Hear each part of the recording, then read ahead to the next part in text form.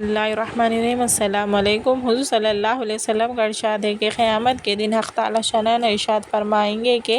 جہنم سے ہر اس شخص کو نکال لو جس نے لا الہ الا اللہ کہا ہو اور اس کے دل میں ایک ذرہ برابر بھی ایمان ہو، اور ہر اس شخص کو نکال لو جس نے لا الہ الا اللہ کہا ہو یا مجھے کسی طرح بھی یاد کیا ہو یا کسی موقع پر مجھ سے ڈرا ہو۔ اس کلمے کا مقصد یہی برکت ہے کہ ایک معمولی سی انداز اتنی ہی بات سے ہو جاتا ہے کہ 100 برس کا بوڑھا جس کی تمام عمر کفر و شرک میں گزری ہو، ایک مرتبہ اس پاک کلام کو ایمان کے ساتھ پڑھنے سے مسلمان ہو جاتا ہے اور عمر بھر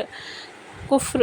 کے سارے گناہ زائل ہو جاتے ہیں، اور ایمان لانے کے بعد اگر گناہ بھی کیے ہو تب بھی اس کلمے کی برکت سے کسی نہ کسی وقت جہنم سے ضرور نکلے گا۔ حضور اقدس صلی اللہ علیہ وسلم رازدار فرماتے ہیں کہ حضور نبی کریم صلی اللہ علیہ وسلم فرمایا کہ ایک زمانہ ایسا آنے والا ہے کہ اسلام دھندلا رہ جائے گا، یعنی جیسے کپڑے کا نقش و نگار پرانے ہو جاتے ہیں ویسے دھندلائے جائے گا۔ نہ کوئی روزہ کو جانے گا، نہ حج کو جانے گا، نہ آخرت کو، نہ زکوٰۃ کو۔ ایک ایسی رات ہوگی کہ قرآن شریف بھی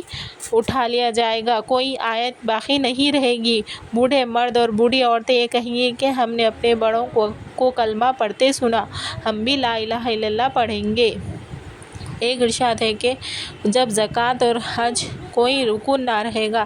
یا کلمہ ہی کام دے گا، اس وقت حضرت حذیفہ سکوت فرما انہوں نے عرض کیا کہ تیسری مرتبہ فرمایا کہ جہنم سے نکالے جائیں گے سب اگر ذرا بھی ایمان والا ہو۔